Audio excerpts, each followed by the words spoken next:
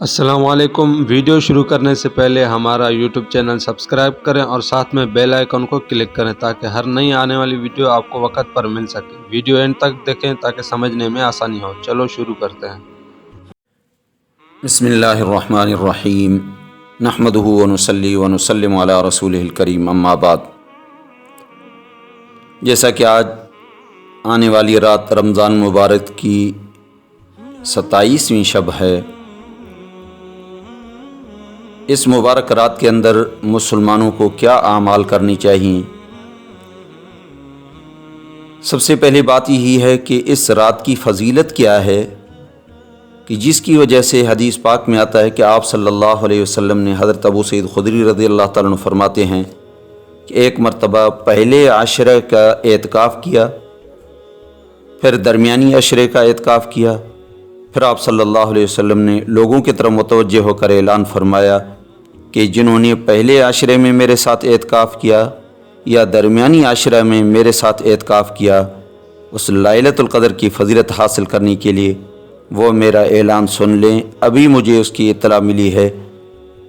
اللہ پاک نے مجھے اس کی حقیقت میرے سامنے واضح کر دی ہے کہ یہ رات لیلۃ القدر کی آخری عشرہ میں ہے۔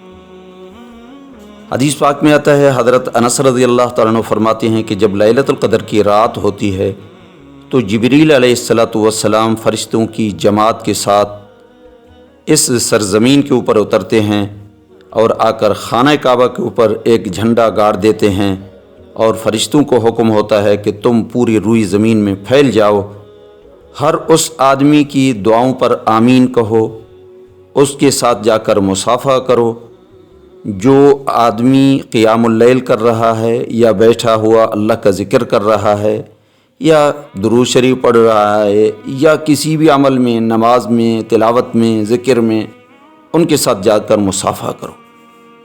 اور ان کی دعاؤں پر آمین کہو۔ ایک روایت میں یہ بھی ہے کہ اس کی علامت یہ ہوتی ہے کہ جن کے ساتھ فرشتہ مصافحہ کرتے ہیں کہ ان کے قلوب کے اندر نرمی پیدا ہو جاتی ہے۔ جب وہ اللہ اور اس کے رسول کی باتوں کو سنتے ہیں، آخرت کا تذکرہ سنتے ہیں، تو ان کے قلب ایسے رقت آمیز ہو جاتے ہیں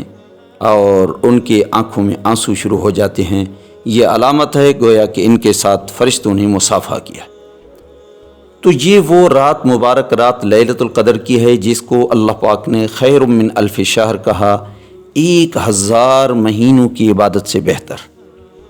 اب اس کے بارے میں کہ یہ رات لیلۃ القدر کی کون سی ہے،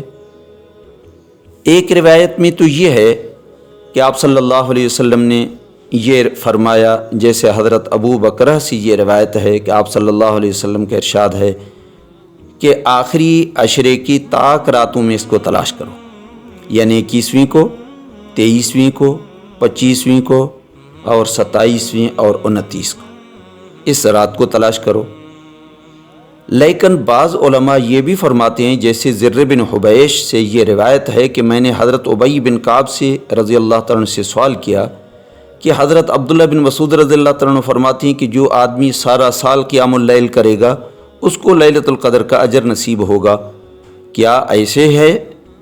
فرمایا اللہ رب العزت رحم فرمایا حضرت عبداللہ بن مسعود کے اوپر، ان کو پورا علم ہے، یقین ہے کہ یہ رات لیلۃ القدر کی کب ہے، لیکن فقط اس لیے آپ کو انہوں نے نہیں بتایا کہ آپ ایسے نہ ہو کہ فقط ایک رات عبادت کر کے سارا سال سوتے رہیں،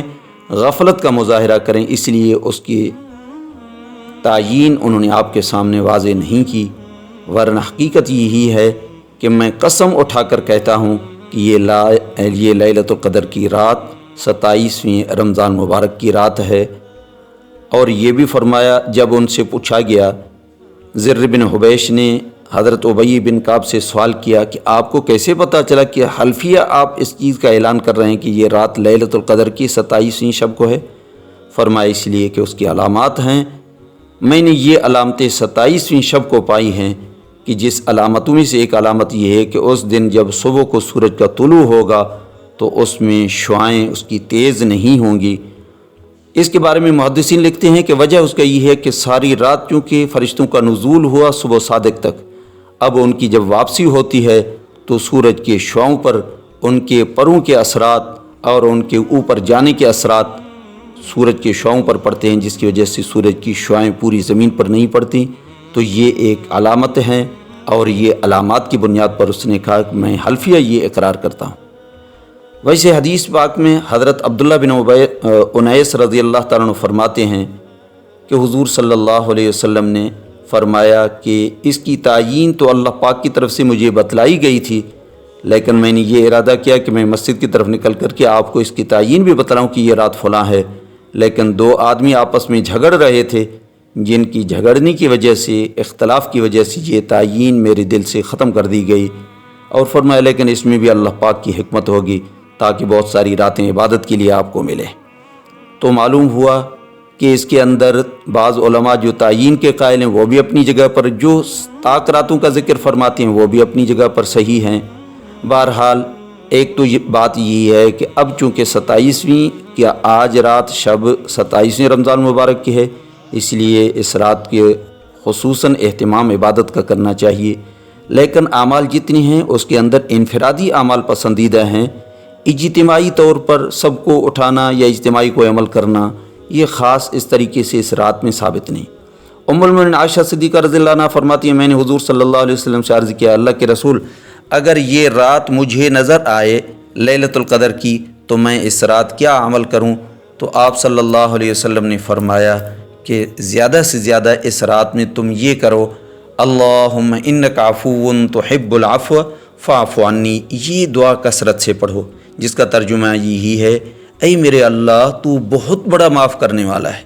اور معاف کرنے کو پسند کرتا ہے، اللہ اس لیے مجھے معاف فرما۔ اللہ پاک ہمیں اس رات کی سعادتیں حاصل کرنے کی توفیق عطا فرمائے۔ وآخر دعوانا ان الحمد للہ رب العالمین۔ تبارك الذي نزل الفرقان على عبده ليكون للعالمين نذيرا۔